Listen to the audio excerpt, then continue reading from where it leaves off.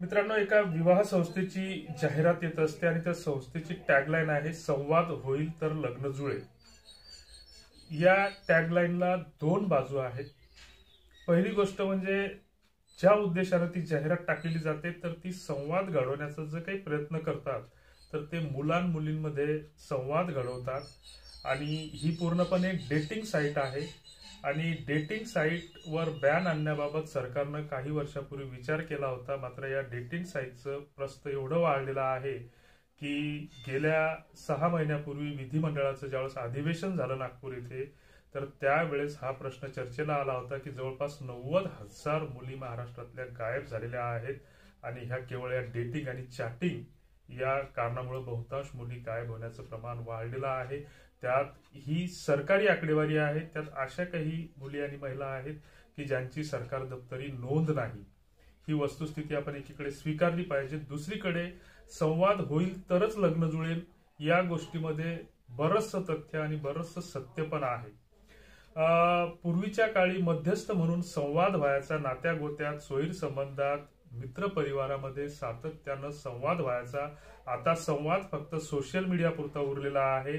नात्या गोत्याचे तुमचे आमचे सगळे संवाद हरवलेले आहेत आणि नात्या गोत्यांमध्ये केवळ आणि केवळ फक्त उत्सवप्रियता आणि औपचारिकता या दोनच गोष्टी उरलेल्या आहेत. लग्नाची एखाद्या पत्रिका आली की तिथं दिवसभरात कधीतरी वेळ काढून जायचं. वेळ काढून गेल्याच्या नंतर तिथं 500-1000 रुपये हातामध्ये कोंबायचे, कारण लग्नपत्रिकेवर टीप असते की कपड्याचे आहेर बंद.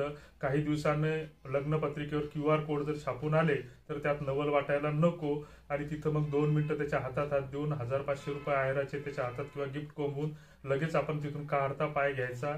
जिथं वेळ भेटेल तिथं जेवायचं, नाहीच वेळ भेटला तर धाब्यावर जाऊन जेवायचं. हे आपलं कल्चर आता बनलेलं आहे. आणि अशा स्थितीमध्ये जर आपण संवाद वाढवला म्हणजे नात्या गोत्याचा संवाद जर आपण पुन्हा जिवंत करण्याचा प्रयत्न केला तर यातून लग्न जुळायला नक्कीच मदत होईल. दुसरीकडे आपण रेडीमेड संस्कृती स्वीकारलेली आहे. आता मोठमोठ्या शहरामध्ये अशा जाहिरातीचे सुद्धा फ्लेक्स लागत आहेत की आम्ही तुमची मातृत्वाची इच्छा पूर्ण करू. म्हणजे आपण किती अगतिक आणि परावलंबी झालो याचं हे एक ज्वलंत उदाहरण आहे. विवाह संस्थेशिवाय आपल्याला पर्याय राहिलेला नाही, ही गोष्ट आपण स्वीकारली पाहिजे.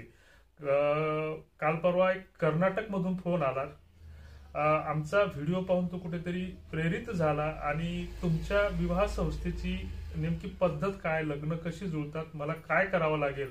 मी जर त्याला म्हटलं असतं की 100, 500, 1000 रुपये नोंदणी फी आमच्याकडे भर, त्याच्यानंतर तुला एवढे बायोडाटा आम्ही दाखवू, याच्या एवढा संवाद करू, असं करू तसं करू, एखादं पॅकेज सांगितलं असतं तर तो नक्की आम्हाला भ्रमित होऊन आमच्याकडे त्यांनी पैसेही जमा केले असते. मात्र तसे धंदे आम्ही करत नाही. गेल्या 4 वर्षापासून केवळ एक सेवाभाव म्हणून आम्ही याच्याकडे पाहतो. तर अशा स्थितीमध्ये त्याचा एक प्रश्न भाबडेपणाचा होता, साधा होता, सरळ होता, सात्विक होता की मग ते लग्न कुठंतरी जुळलं पाहिजे आणि त्याला एक आशेचा किरण वाटला. मात्र मी त्याला प्रतिप्रश्न केला की तुमचा जिल्हा कुठला. त्याने बेळगाव जिल्ह्याचं नाव सांगितलं. बेळगाव जिल्ह्याचं नाव सांगितल्याच्या नंतर म्हटलं मग तुमच्या आजूबाजूला जर एखादी गरीब घरची मुलगी किंवा कमी शिकलेली मुलगी किंवा आंतरजातीय असलं तरी चालेल, एखादं स्थळ जर असेल तर आम्हाला सुचवा. औरंगाबादमध्ये आमच्याकडे एक सधन घरचा नवरदेव नवरा मुलगा आहे. तर त्यानं त्याचं उत्तर दिलं की बाबा हे कसं काय शक्य होईल, कसं काय तयार होतील. म्हणजे हा प्रश्न एक कॉमन प्रश्न आहे, कॉमन सेन्सचा प्रश्न आहे की आपण अनोळखी ठिकाणी आपल्या कुटुंबातील मुलगी द्यायला तयार होत नाही. मग विवाह संस्थेकडे काही असं किराणा दुकान किंवा अमेझॉन फ्लिपकार्टचा प्लॅटफॉर्म नाहीये की वस्तू आवडली आणि कुठेतरी इंट्रोड्यूस केली आणि ती त्याला लगेच मोलभाव ठरवून दिली. असं होत नसतं. ही गोष्ट आपण समजून घेतली पाहिजे आणि याच्यासाठी आपण स्वतःच प्रयत्न केले पाहिजे. मात्र तो बोलत असताना, संवाद करत असताना त्याला विचारलं की बिदर तुमच्यापासून किती अंतर आहे. आणि योगायोगाने असंच फोनवर झालेला एक मित्र होता, त्याचा संपर्क क्रमांक आम्ही त्याला दिला आणि त्यांची कुठेतरी संवाद झाला आणि त्या संवादातून मग त्यांच्यामध्ये आता इंटरॅक्शन व्हायला लागलं. तर अशा संवादातून ही स्थळं किंवा लग्न जुळत असतात, ही गोष्ट आपण मान्य केली पाहिजे आणि त्या दृष्टीने आपण प्रयत्न केले पाहिजेत. प्रत्येक व्हिडिओमध्ये आम्ही सांगत असतो की व्हिडिओच्या खाली आमच्या व्हॉट्सअप ग्रुपची लिंक दिलेली आहे.